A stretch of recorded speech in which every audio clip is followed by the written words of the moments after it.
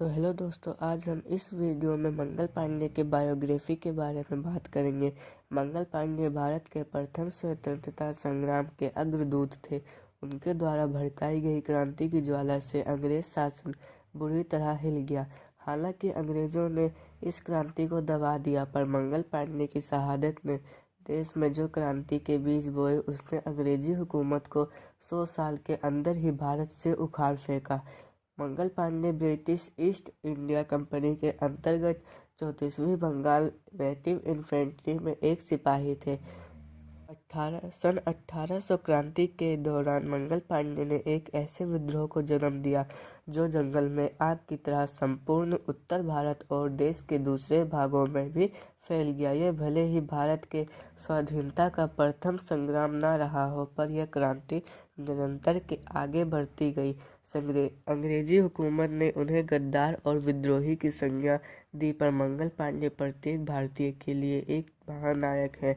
मंगल पांडे का जन्म 30 जनवरी 1831 को संयुक्त प्रांत के बलिया जिला के नगवा गांव में हुआ था। इनके पिता का नाम दिवाकर पांडे तथा माता का नाम श्रीमती अभय रानी था। सामान्य ब्राह्मण परिवार में जन्म लेने के कारण युवावस्था में उन्हें रोजी रोटी की मजबूरी में अंग्रेजों की फौज में नौकरी करने पर मजबूर कर दिया। वो सन 1839 में 22 साल की उम्र में ब्रिटिश ईस्ट इंडिया कंपनी की सेना में शामिल हुए। मंगल बैरकपुर की सैनिक छावनी में 34वीं बंगाल नेटिव इन्फेंट्री की पैदल सेना में एक सिपाही थे। ईस्ट इंडिया कंपनी की रियासत व राज हड़प और फिर ईसाई मिशनरियों द्वारा धर्मांतर आदि की नीति ने लोगों के मन में अंग्रेजी हुकूमत के प्रति पहले ही नफरत पैदा कर दी थी, और जब कंपनी की सेना की बंगाल इकाई में एनफील्ड P53 राइफल में नई कारतूसों का इस्तेमाल शुरू हुआ तो मामला और बिगड़ गया।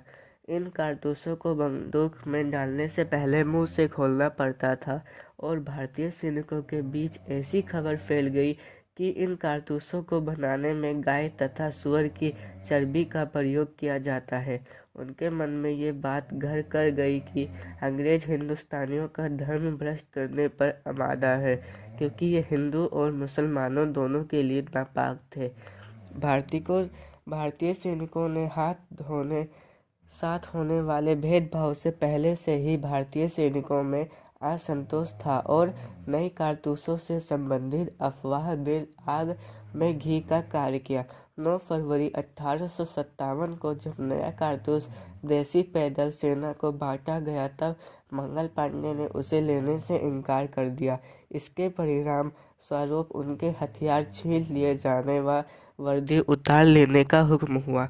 मंगल पांडे ने उस आदेश को मानने से इनकार कर दिया और 29 मार्च सन 1857 को उनकी राइफल छीनने के लिए आगे बढ़े अंग्रेज अफसर मेजर ह्यूसन पर आक्रमण कर दिया। इस प्रकार संदिग्ध कारतूस का प्रयोग ईस्ट इंडिया कंपनी शासन के लिए घातक सिद्ध हुआ, और मंगल पांडे ने बैरकपुर छावनी में 29 मार्च 1857 को अंग्रेजों के विरुद्ध विद्रोह का बिगुल बजा दिया। आक्रमण करने से पहले मंगल ने अपने अन्य साथियों से समर्थन का आह्वान भी किया था, पर डर के कारण जब किसी ने भी उनका साथ नहीं दिया तो उन्होंने अपनी ही राइफल से उस अंग्रेज अधिकारी मेजर ह्यूसन को मौत के घाट उतार दिया, जो उनकी वर्दी उतारने और राइफल छीनने की आगे आया था। इसके बाद मंगल पांडे ने एक और अंग्रेज अधिकारी लेफ्टिनेंट बॉब को मौत के घाट उतार दिया, जिसके बाद मंगल पांडे को अंग्रेज सिपाहियों ने पकड़ लिया। उन पर कोर्ट मार्शल द्वारा मुकदमा चलाकर 6 अप्रैल 1857 को फांसी की सजा सुना दी गई। फैसले के अनुसार उन्हें 18 अप्रैल 1857 को फांसी दी जानी थी, पर ब्रिटिश सरकार ने मंगल पांडे को निर्धारित तिथि से 10 दिन पूर्व ही 8 अप्रैल सन 1857 को फांसी पर लटका दिया। मंगल पांडे और भारत का पहला स्वतंत्रता संग्राम। जैसा कि पहले बताया जा चुका है कि भारत के लोगों ने अंग्रेजी हुकूमत के प्रति विभिन्न कारणों से घृणा बढ़ती जा रही थी, और मंगल पांडे के विद्रोह ने एक चिंगारी का कार्य किया। मंगल द्वारा विद्रोह ने ठीक एक महीने बाद ही 10 मई सन 1857 को मेरठ की सैनिक छावनी में भी बगावत हो गई और यह विद्रोह देखते देखते पूरी उत्तरी भारत में फैल गया। इस बगावत और मंगल पांडे की शहादत की खबर फैलते ही अंग्रेजों के खिलाफ जगह जगह संघर्ष भड़क गया।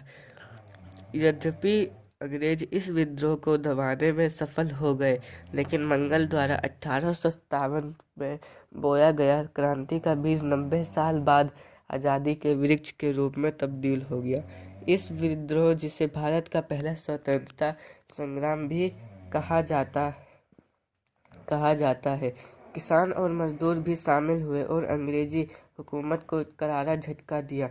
इस विद्रोह ने अंग्रेजों को स्पष्ट संदेश दे दिया कि अब भारत पर राज करना उतना आसान नहीं जितना वे समझ रहे थे।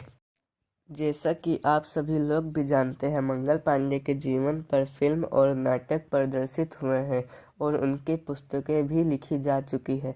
सन 2005 में प्रसिद्ध अभिनेता आमिर खान द्वारा अभिनीत मंगल पांडे द राइजिंग प्रदर्शित हुई। इस फिल्म का निर्देशन केतन मेहता ने किया था।